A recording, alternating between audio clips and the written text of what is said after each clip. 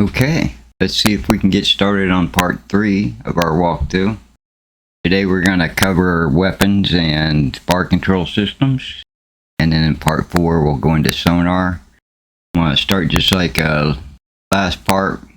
Go ahead and jump into the first mission of the Dusk Till Dawn campaign. Again, spoiler alert, if you haven't played this, you might want to jump in and give it a shot. None of this is going to be a surprise to you, because I'm probably going to expose a lot about the mission.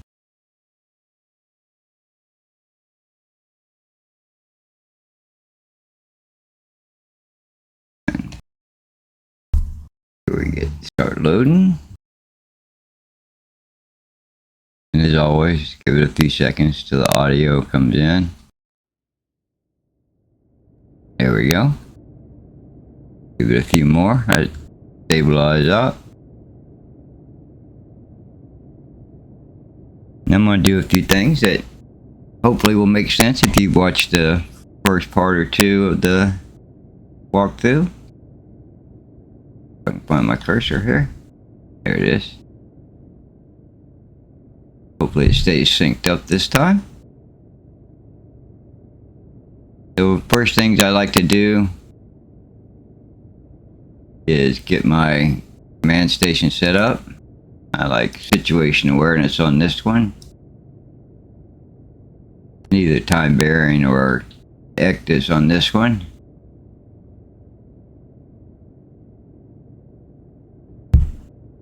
We have the ectus on the two big ones. We'll put time bearing on there.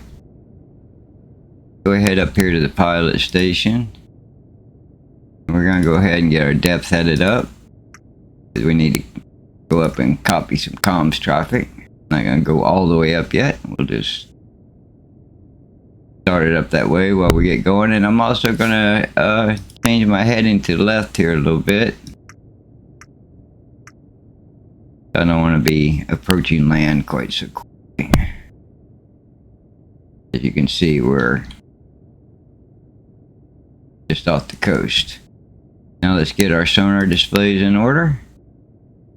The bottom one here, I'm going to go ahead. We're not going to put any towed arrays out. We'll just work with the bow array. I'm going to pick that one up to fast, real time, since we're going to PD.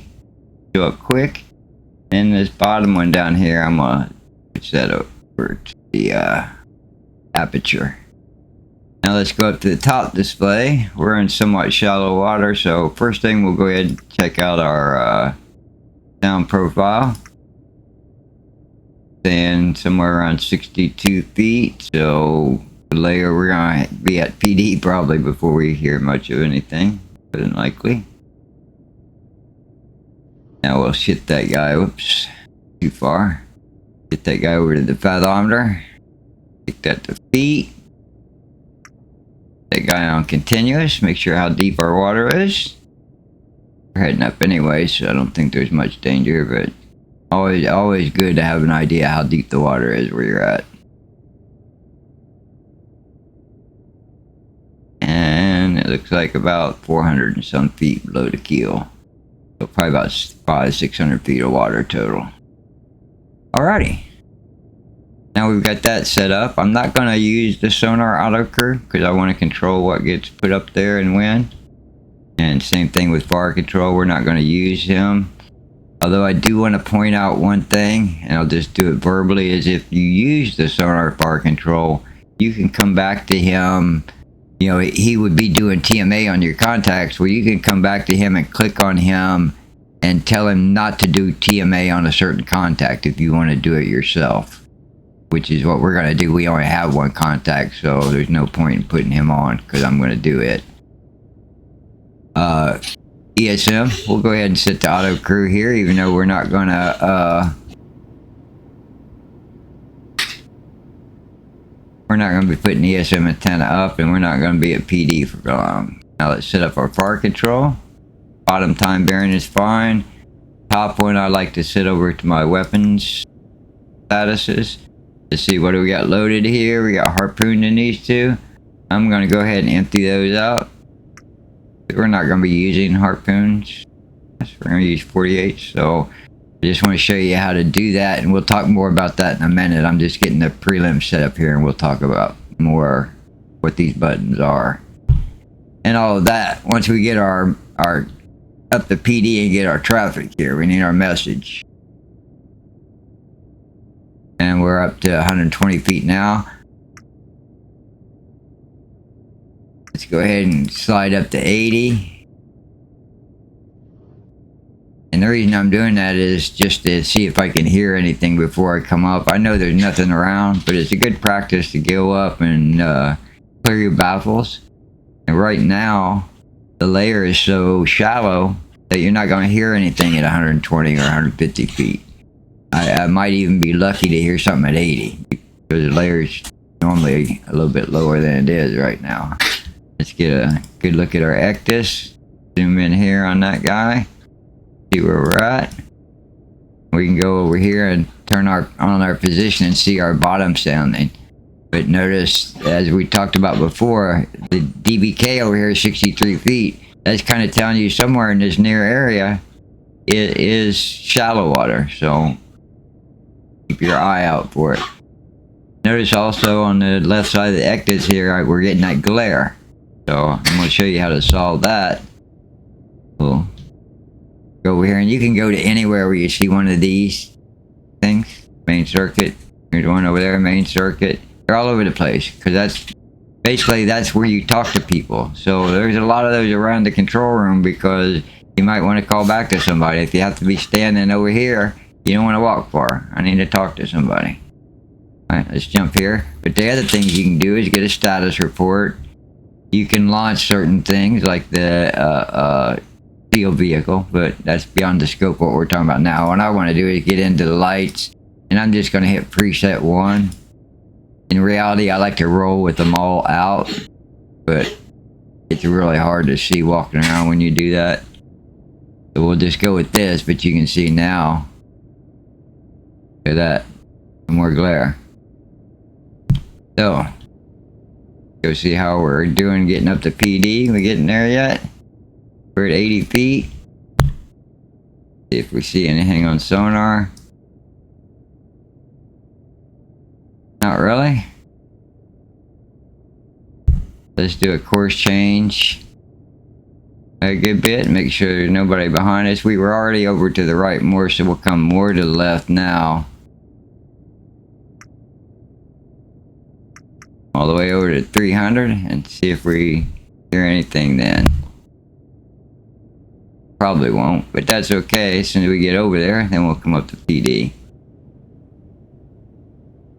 Let's talk a little bit about while we're waiting to get turned around. Let's talk about the weapons loadout display. This is your first button when you go into the weapons. Up here, there you see the top row is your different possible stations for fire control. The one we're on is the farthest most to the right. That's what we're going to talk about now. That tells you what's loaded and where it's loaded at. It lets you control things like the doors and flooding tubes. All the tube controls.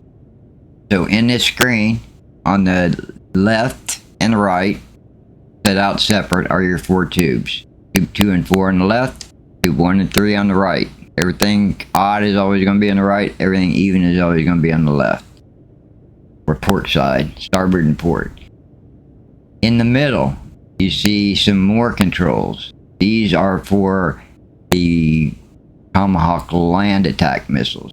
These are going to be loaded with TLAMs, and you can see you have controls for them. We're not going to be launching any TLAMs for this. I'll make a special video about that at some point, covering just doing that, but no, that's what it is.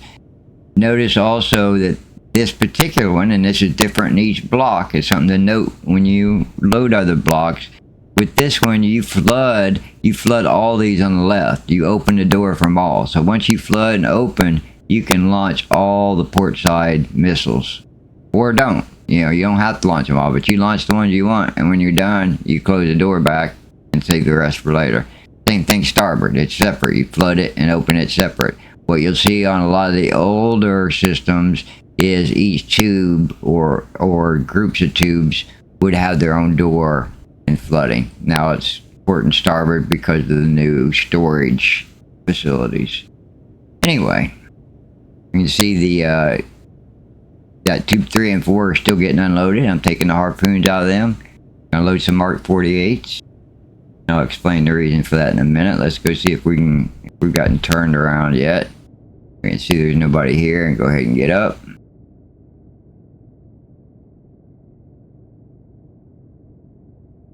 Not quite around there, almost though.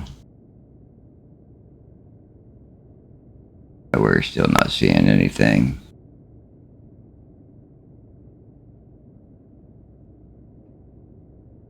So let's speed it up. We already really know.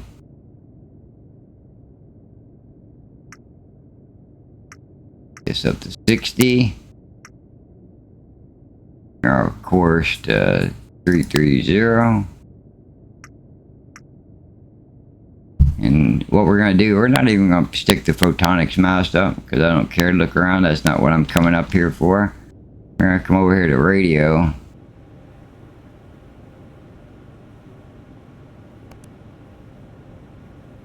Go ahead and get a comm antenna up.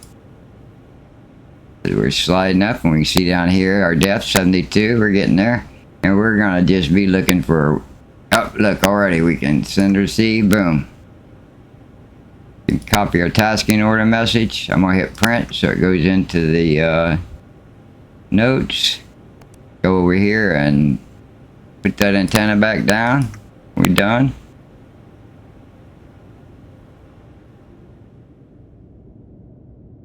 Alrighty.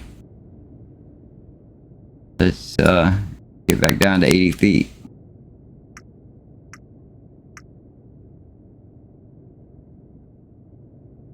Let's go look at our tasking orders here. Go back and read them at radio, even though I can read them in the screen. I like reading them on here. Alright. We're conducting offensive action against the cargo vessel Salma H. Oh, they're carrying weapons and munitions. Bad boys. The bulk carrier. Void collateral, void detection, which is why I didn't stick a scope up and why I didn't stay at PD and why I'm not using harpoons. We're unloading them. We don't want to be detected. And we're right off the coast of somewhere. Launching some harpoons is kind of going to get you detected. But facts are, you can shoot harpoons at it and you'll get a success on this mission, but it doesn't qualify for me. Unacceptable. I don't want anybody to know I've sank this thing, so we're going to do it with a 48.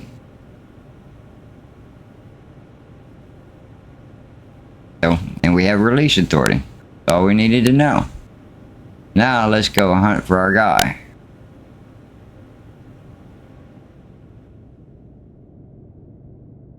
I haven't gotten anything on sonar yet, huh?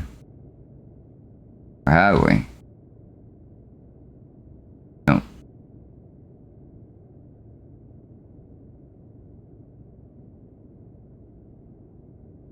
Let's kick our heading back around over to 30. We're gonna kick it up to a and the call's trying to come back. Kick it back up to a standard. We're gonna get headed that way more quickly. We know he's up to the northeast somewhere. Oh. ESM must have picked him up while we're up there. So he's over that way. We're already coming around to 030. Notice it classified at A1. Let's go check ESM. My ESM guy was on the ball while I was up, even though he shouldn't have been able to DF off the scope. I guess maybe AIS could be copied off the scope. I'm not really sure about that, but it probably could. It could definitely be copied off the comms antenna, though. That's probably how he got it. Is he didn't pick up an EW contact. Notice that was an A1. That means it's this third button, the AIS. Even though it's not showing up down here anymore. When I was up at PD, he had him, because that's what A1 is. So he's about 70 degrees from us. We're heading towards 030, and he's coming that way, and he's about 12 miles away. So we're en route. Hey, buddy, good job. All that cool equipment. No better place to sleep than the ESM shack.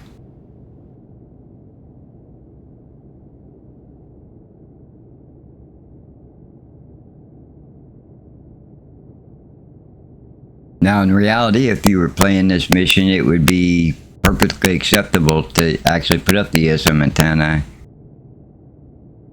track the AIS, set up your harpoons, and shoot him right now.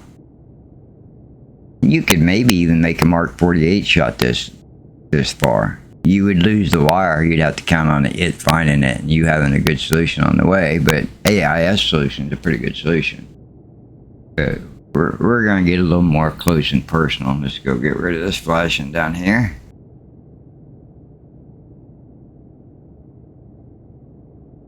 Nothing of interest there.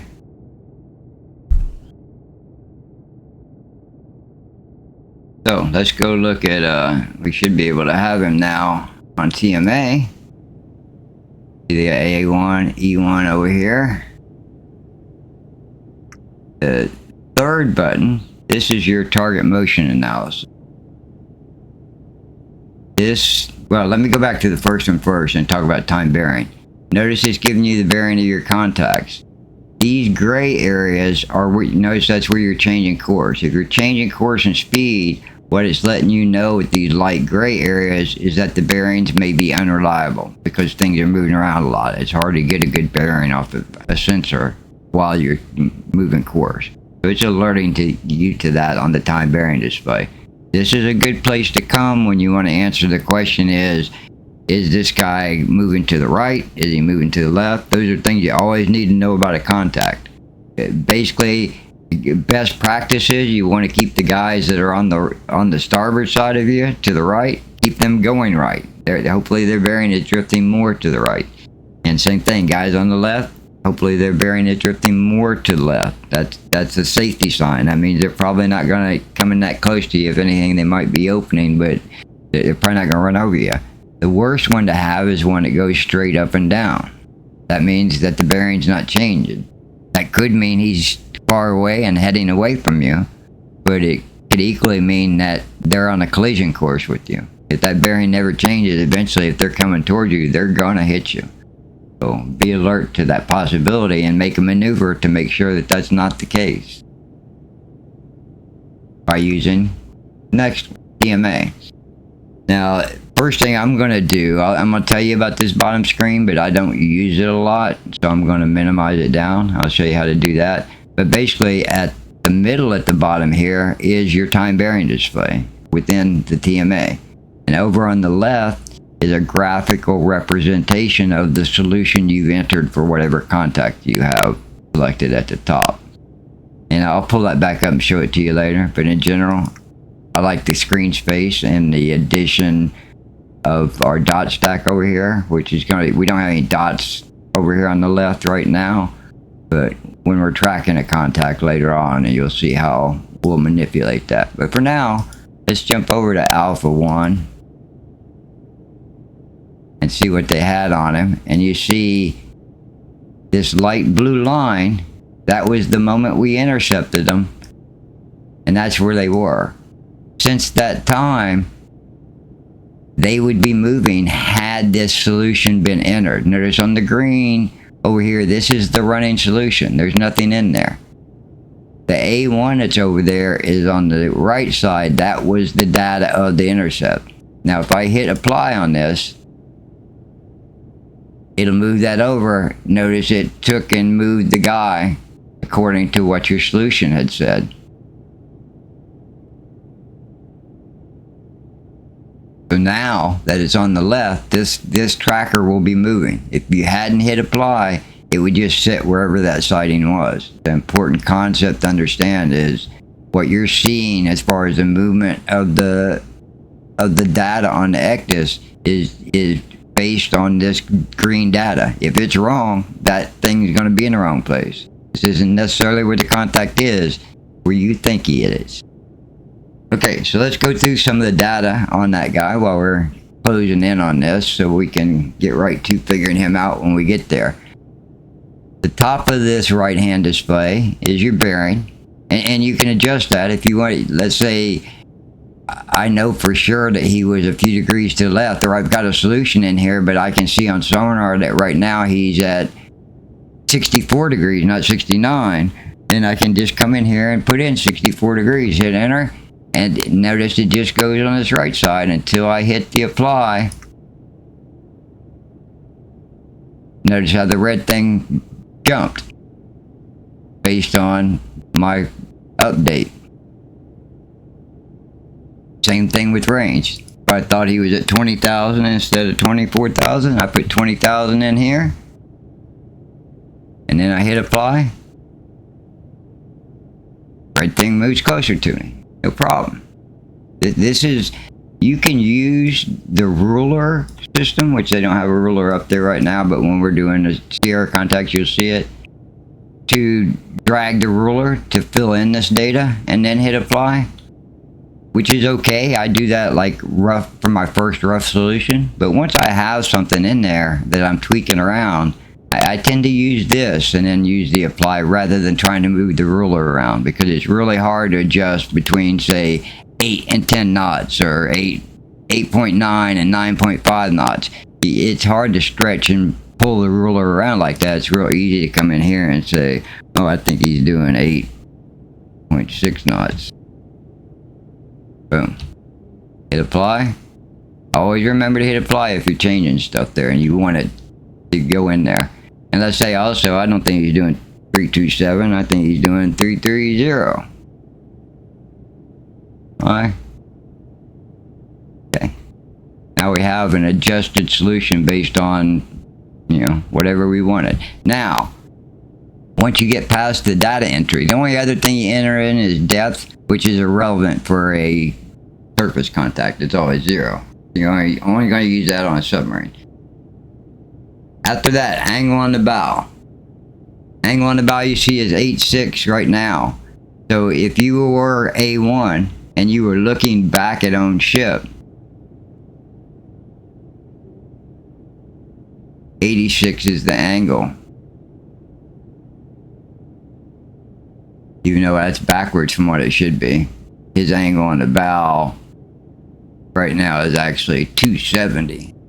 Here's be doing it port and starboard, maybe it'll go negative. I haven't paid that much attention to it, but you get the idea. Bearing rate, which is also doesn't appear to be updating, but it may be less than, you know, a decimal, and I'm not sure it does decimals. The more important thing here is range rate. The range rate is telling you if it's positive, then they're moving away from you. If it's negative, you can see we're moving towards him at 441 yards per minute. So about a mile every 4 minutes. We're getting closer to him. And this tells you how long ago you last hit the apply and applied a solution. The next set tells you what CPA is, which is the closest point of approach. That's if everything, your solution is right, and given what your movement is now, if you kept moving that, it's telling you how far away you would be when you were at your closest point and what the bearing would be, and how long before that would happen. You can see now it's telling us we got about 40 minutes till we would pretty much almost run into him. But we're not going to run at him that long. But it lets you know that you're on a good course for getting really close to him, if that's what your objective is. We're just sprinting this way until we can pick him up on sonar nice and good. Go see how that's coming along.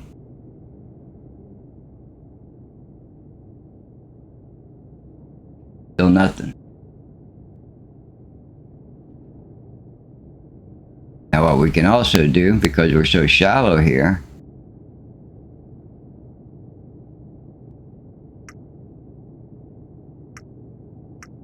Back up to 60 feet. We'll slow down to 2/3. Make sure we don't cavitate.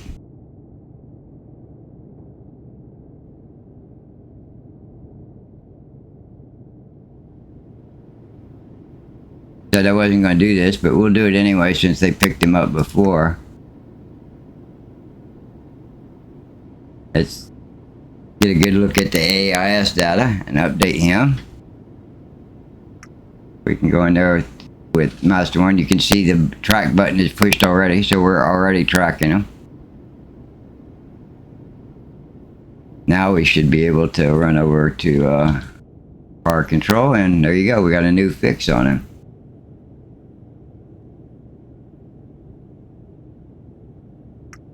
You can see they updated data on the right, so we'll click in with that. That's the data he's reporting from AIS. So we've closed on him about 2 miles. Notice how the CPA range and bearing moved with that solution. That's more accurate. But 4,000 yards is plenty close enough to shoot him. And we're not even going to get that close. We're going to wait till we get down to maybe 10,000 yards and we'll shoot him. But now look at the left, we can talk about the dot stack. Notice again, just like on the time bearing, you've got the little gray line here, letting you know you were changing speed or course or something where that period was. But notice our solution has these dots in the middle. What these two lines are is the left one is this data in the green. That's your running solution. The one on the right here is your proposed solution on the right. So that's how, you know, if this was off over here, you would adjust this over here until you make the stack look better on the right one. And when you think you have it right and it's looking good, you hit this apply and the left one should update and look just like the right one as you do that. Let me get rid of these messages here. Okay, so, and we'll be collecting some more data here since we're closing anyway. We'll go with this. There we go. There's another dot still stacking up good. The plus and minus on the left and right is letting you know how many degrees off a dot would be. If it was all the way to the right or left, it would be 7 degrees. So if it was, you know, halfway off between the edge and the line, that'd be 3.5 degrees. So don't get too worried about dots bouncing around a little bit around the line. The important thing is that the overall stack is as straight as you can get it. Not that as many dots as possible hit the line. That's not that important. Even if you had a line that was perfectly straight, but it was all set like 1 degree to the right, that's good. And what that means is, back over here on the bearing, you're a little bit off in the bearing. Crank it up 1 or 2, you know. It just means you've either gotten a bad sonar bearing or been getting them, that they're always offset. Or the other offset of the data. There's just an error in the data. But you can just slide it over a degree. As long as it's tracking bearing rate, then that's a good sign. Now, notice on the TMA right now, these lines, we're starting to see a few of them come out here. Notice they're all straight. They're parallel. You can follow it all the way out here. They're like never crossing. That's letting you know you're in what is known as a lead leg, which means you're going the same way in the line of sight. This blue line, that's the line of sight. So he's moving. If you're standing on that line looking down at it, he's moving to the left, and so are you. From that line, you're both moving farther to the north of it. So, since you're going the same direction and you're not going faster than him away from that, this is a lead leg. Those lines are never going to cross. Now, if you wanted to get what's known as an overlead, at this point, you would want to go a lot faster than him. If I was going 20 or 25 knots right now, I would get out ahead of him and these lines would start to cross back here somewhere. You can imagine if you're passing a car on the highway and you're like looking at the car as you pass it, it keeps moving to the right. But if you looked at something beyond that, you may see something in the background that's constantly in the background. Even though you and the car are both moving really fast, that thing way back in the background is always behind it. That would be the equivalent of the cross bearing that you would get back here. That would be the maximum range it could be. Now, I'm going to do something here to show you the other leg real quick, so we can get an idea how that looks. Let's go back to the helm here. Let's take a course of 90 for a couple minutes, just for giggles. Go back to power control.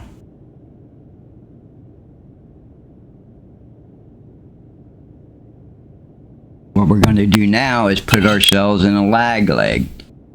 Because the course I'm going to set is to the right of their bearing, which is 68. So I'm going to come 20 degrees to the right of their bearing, so that now I am moving right in the line of sight, across it. Whereas he's moving to the left with the line of sight. So again, we're going to get cross bearings, but what you're going to see is this time the crosses will be on our side of the contact. And that will give you what is known as the minimum range. So we'll expect them to be crossing you back in here somewhere, 10,000 yards or so. Let's see where they cross at.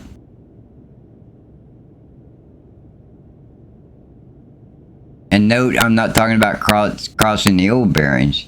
You're going to want 2 new bearings on this leg that cross. That's going to be set your min. And looks like we're steadying up on course.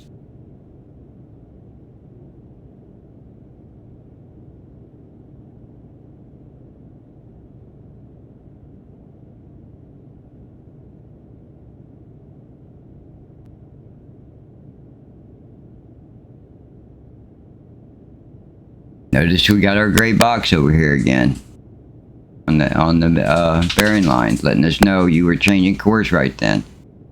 But something was a little off. Notice also that the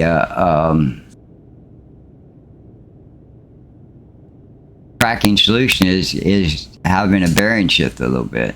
We're gonna see if that continues that way. We may have to reapply our solution again.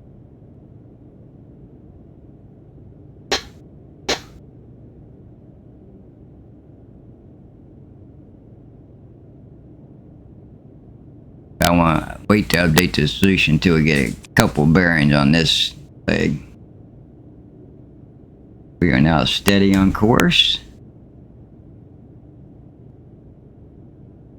And if you want to watch for, or you want to know when is the next update going to happen, you can look in sensor age out here and usually get an idea of, boom, there was another line. It should reset at a repeatable time, be it a minute or 2 minutes, whatever. Okay, like I said, don't count this cross bearing here. That one doesn't count because that was from a different leg. So we've got one now. Zoom in a little bit here.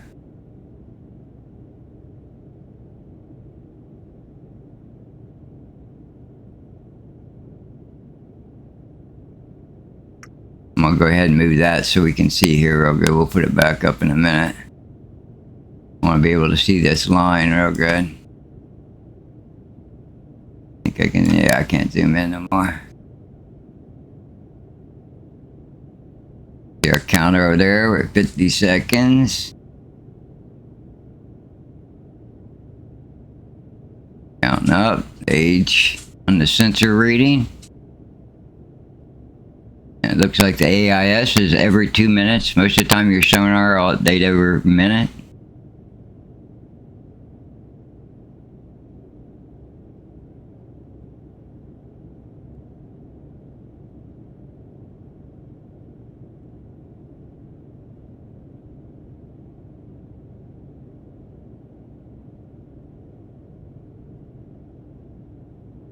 30 more seconds till we get the next line.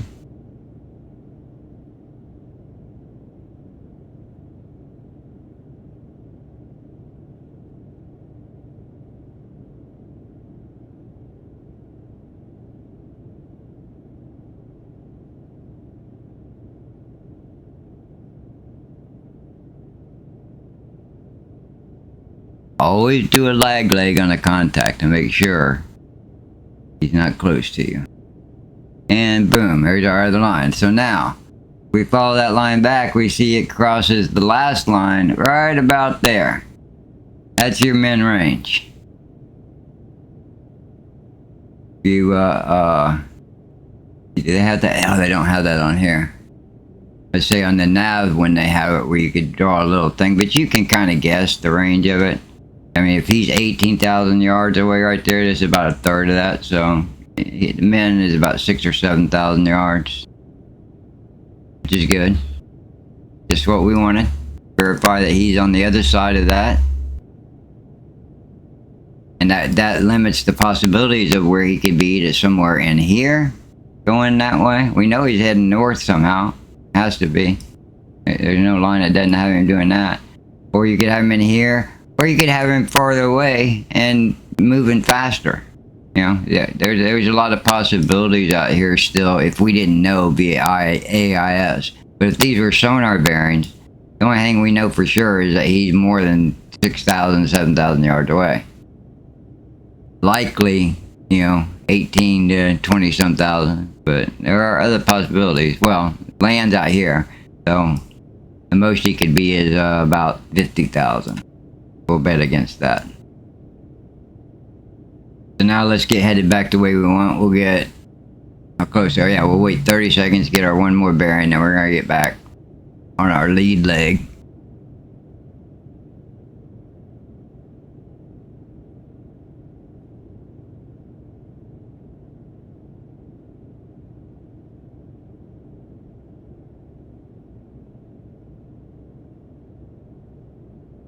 We'll go ahead and get down and close on him a little faster too.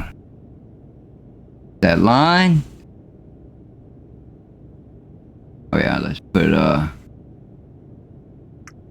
that guy back. Yeah, that's backtracking good.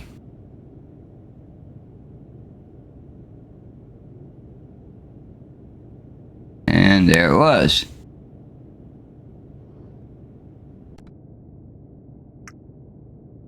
Back to 80. Put 30 heading.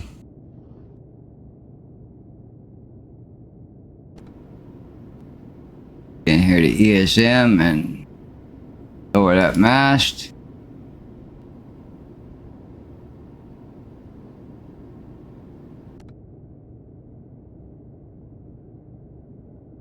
Now we can get on the Ectus and see that. Oh, we got to speed up, didn't I? There we go. Now let's get back to the Ectus and we'll close in on this guy. 12,000 yards or so. Shouldn't take long.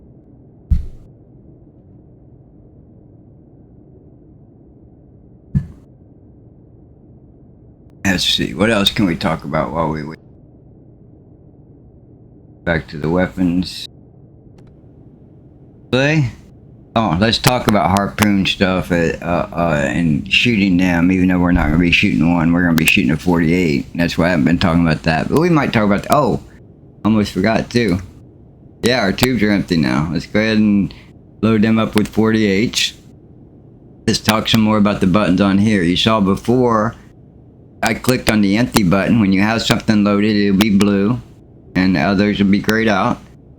The selectable button will be the light gray. So if I wanted to unload those, I would click on empty, like I did on these. Now that they're empty, all of the things I can load are light gray. The SLMM is dark gray because we don't have any on board, so you wouldn't be able to load those. But we could load a TLAM, Harpoon, or Mark 48. We're going to load Mark 48s in both these. Notice the status goes from empty and now loading. once we have solutions and have assigned them to the weapons, then we'll be able to make them ready, flood the tubes, open the doors, yada yada, shoot them.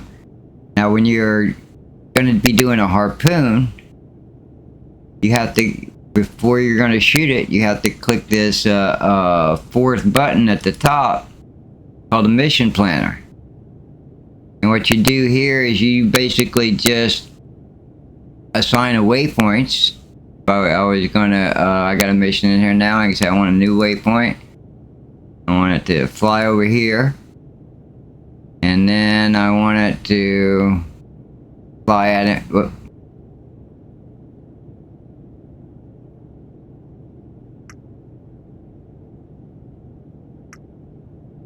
And I want it to fly there. You guys click new each time and activate itself.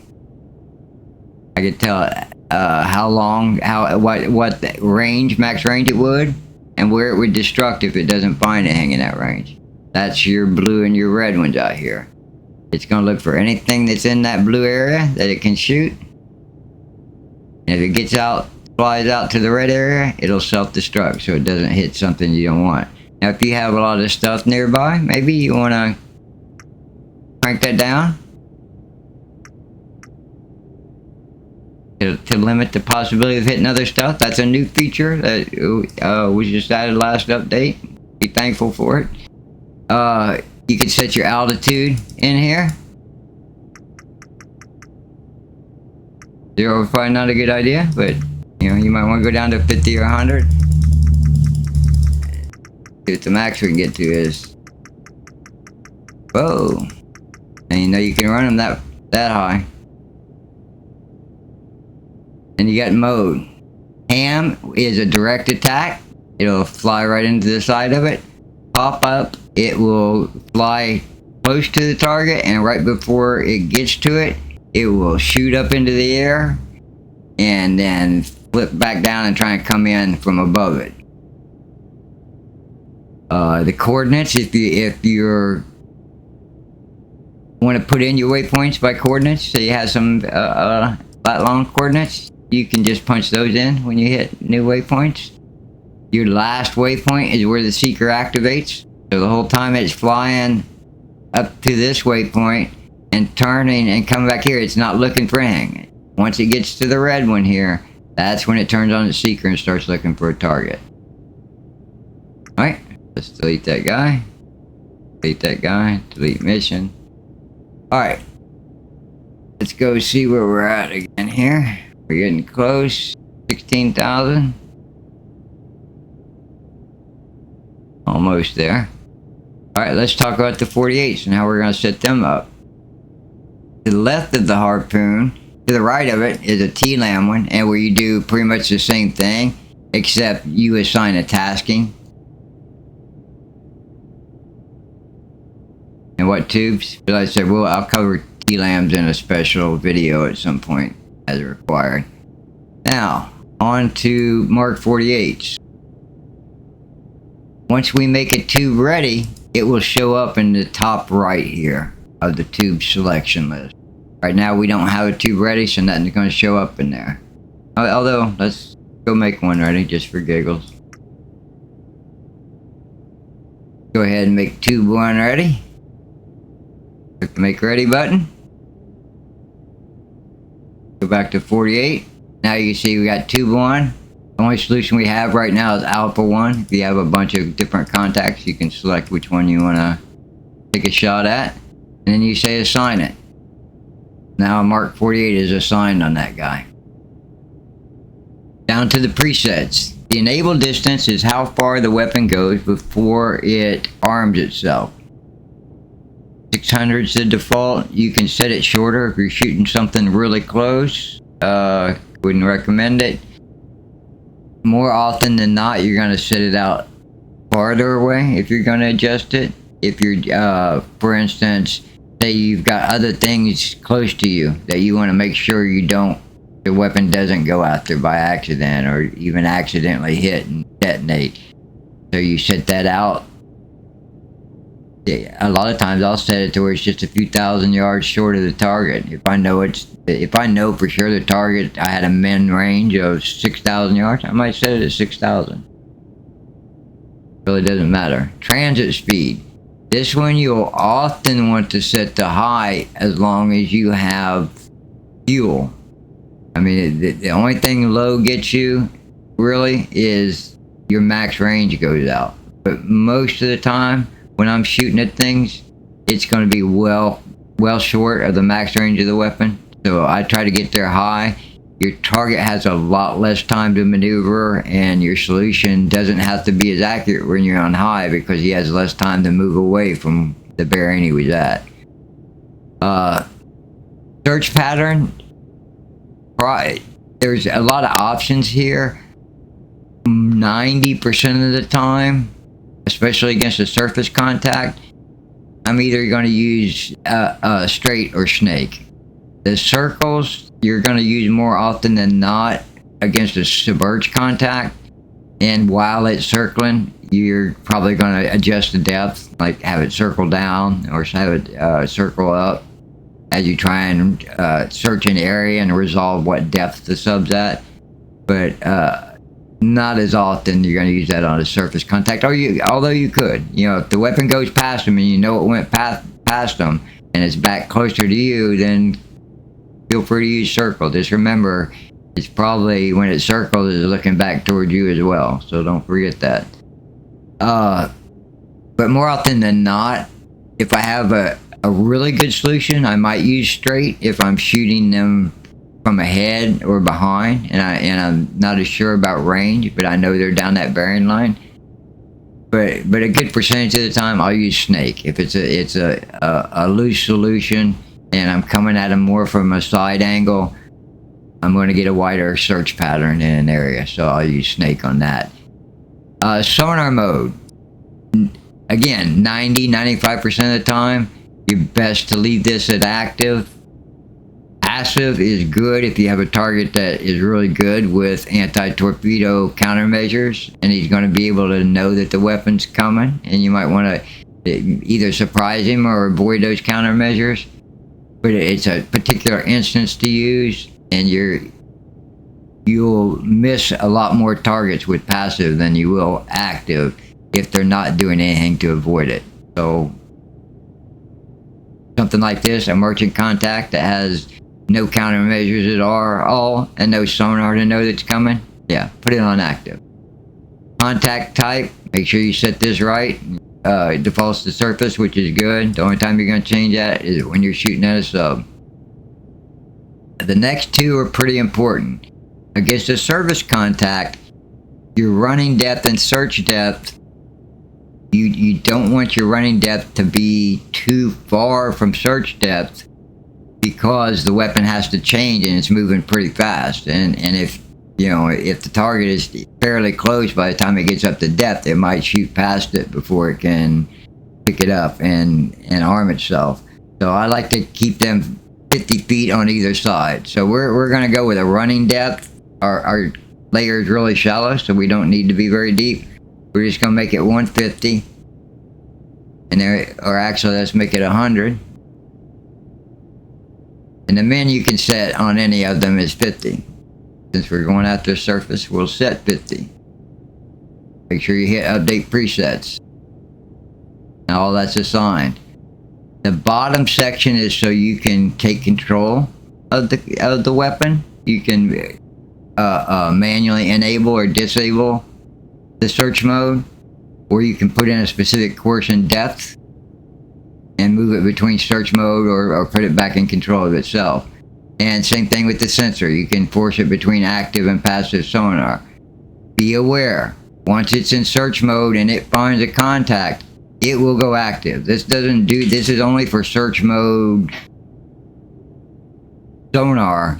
The only attack mode method is going to be active. Once it sees something and it's found its target, it will always go active, which is a good thing. But it's gonna look for the middle of the target, and it's gonna look for a specific depth beneath it to detonate for maximum explosive impact. So now our 48s are loaded, you see, in the other tubes. We can let's unmake ready that guy. We are getting pretty close to where we want to shoot at now. Let's hope we're finally getting him on sonar here. Oh, we are. Looky here. See this faint line down there? A little hard to see.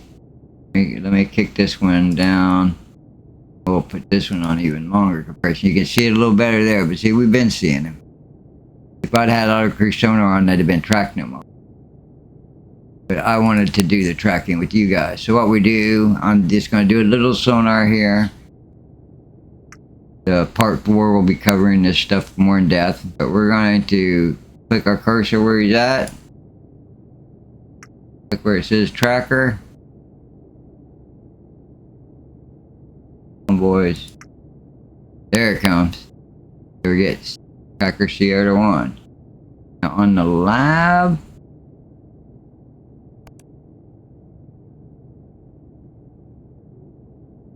not really seeing him there too well. I think might be in there. We'll just stick with the lab tracker now. That's quite good enough. Go back over to fire control.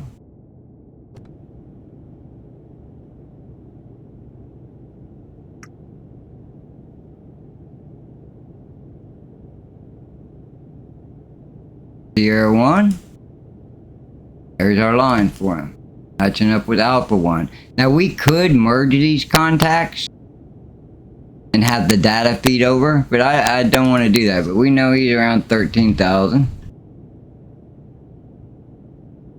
We know he's doing about 8.5 knots.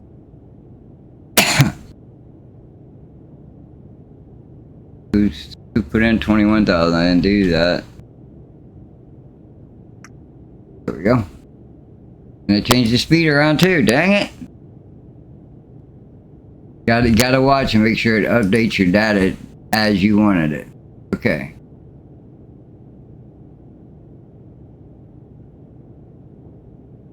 Now we're looking for our dot stacks over here. Where's our dots? Why is it got, oh, bearings all wrong.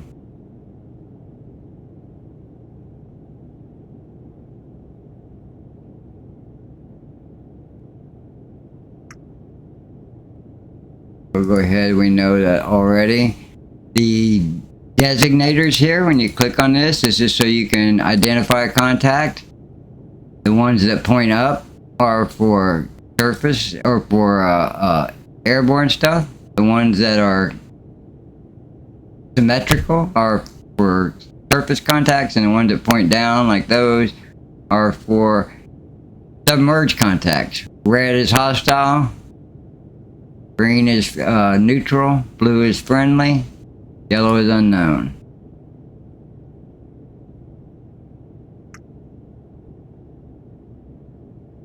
There's our dot stack finally.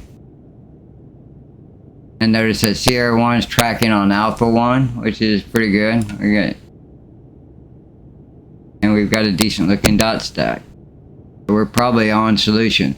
So let's go ahead and roll with that solution since it agrees with the other one. We'll go back over here and make this guy ready again. See, we got everything we did before. We just need to change over to Sierra 1.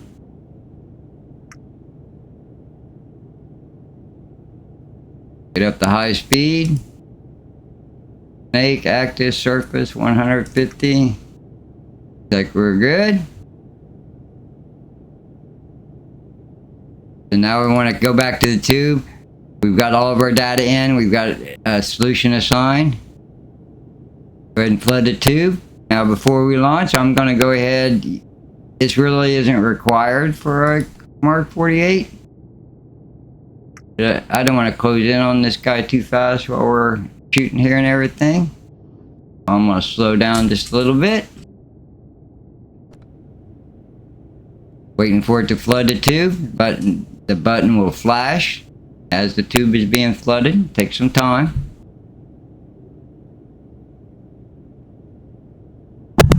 Now we can open the outer door. Again, takes a minute. Notice your status. Opening door. Letting you know. Also be advised, you can only open one door on each side. So now that I have this door open, I cannot open the door to tube 3. Same thing, if I have one open over here, I cannot open the other one. But if I wanted to shoot 2 torpedoes, I could shoot one from each side and have the doors open on each side, just not on the same side. Alright, so now we'll arm it. Means it's ready to go, and here we go. I wish they get the sounds in for what it sounds like when you're launching a weapon, but I digress. Notice your status. It says running and wire. It will tell you the wire is cut if it is. If you close this door right now, it'll cut the wire. You won't be able to control it. But now, we go back over here to Mark 48. We can see down here at the bottom torpedo data. If torpedo's been running for 30 seconds, let you know what course, how fast it's going, 55 knots. Where it is bearing from you right now, how far it is from you, and what depth is that, 100 feet, that's what we told it. It's already been enabled because we left with the default 600. It estimates it's got 7 minutes to get to the target. And the target range is now 10,000 yards. Now I wouldn't normally do this, but we're going to go ahead and up to 60 feet here. Whoops. Keep wanting to use my keypad, but can't do that. Up to 60 feet. Get our photonics masked up.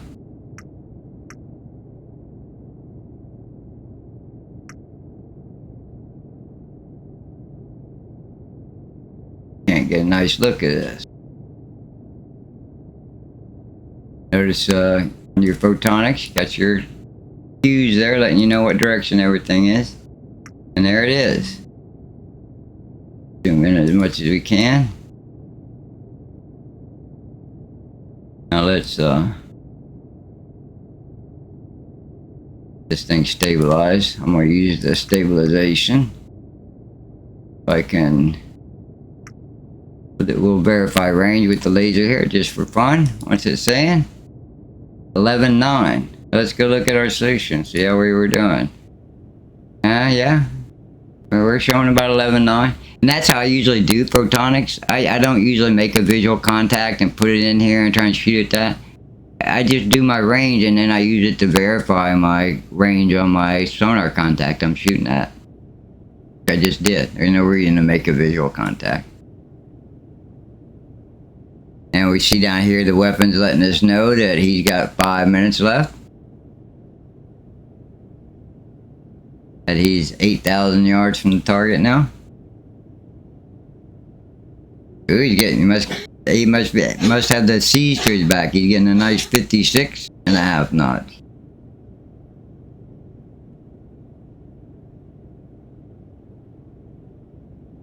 Five more minutes.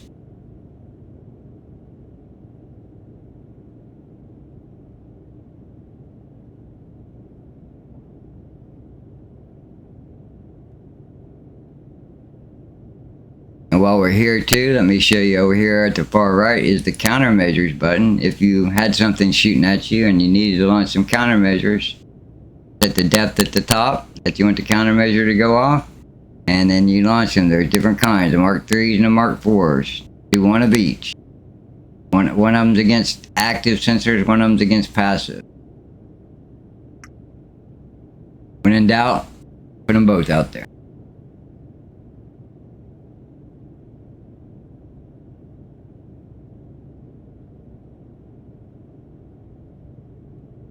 Only 4 minutes remaining, 6,000 yards from the target. When the weapon gets to be 2,000 yards from the target, you'll see the mode go from transit up here, the status. Where in blue it says transit, it'll go into search. That's search mode. It should then come up to 50 feet, start looking for its target.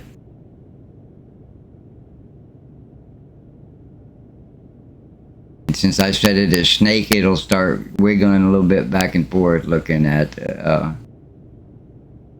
The right and left.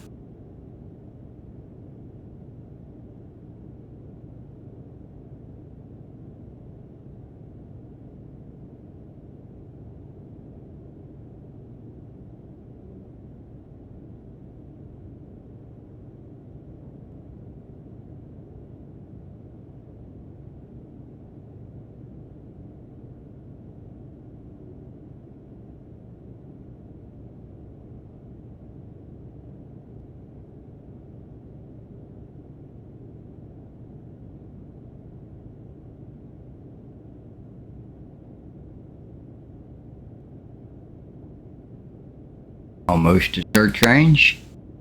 And if, for instance, let's say right now I found out, oh no, the target's closer than I thought, I want him to search for him right here. You could just click search mode right here, this button right there next to auto. You click search mode, you'll click into search mode right now. In fact, wait, we'll do that. I'm gonna click it into search mode just a little early, just for giggles. We'll do it at 2500 instead of 2000. Here it is, 28, 27, 6. Oh, alright, I'm clicking search mode. Notice, look, status went to search. The weapon comes up to 50 feet, slows down. Now look at him scanning back and forth. Look at the blue, attack.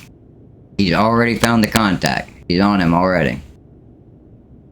And now it's out of your control. Unless you want to disable the weapon or something, he's going to continue on to attack what he's tracking. Let's jump back over to our periscope. How much longer we got? We got 1 minute to target. We can watch for a minute. Where'd he go? There he is.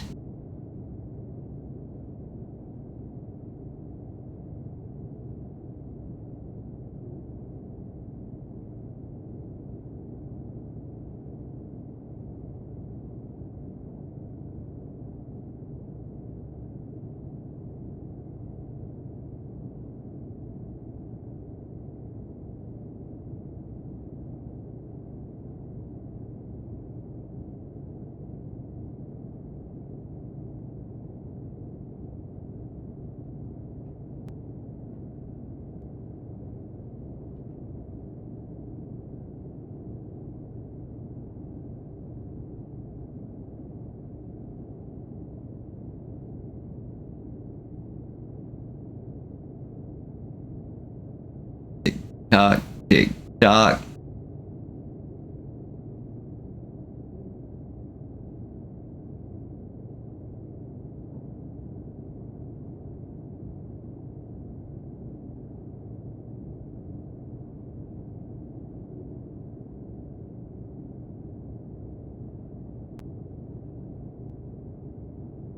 Be about time.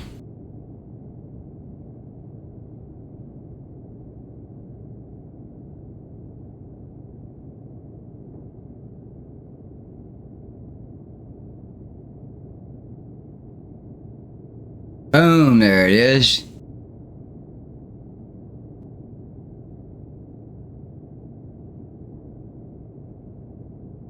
Oh no. He's going down fast. Must have hit a rock or something. We may never know what happened. Poor guy. Time to get out those life rafts, boys.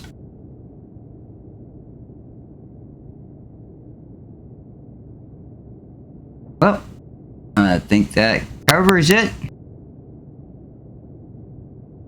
I forgot to mention anything, or I said anything wrong, be sure to drop it in the comments. You know, likes and subscribes and all that.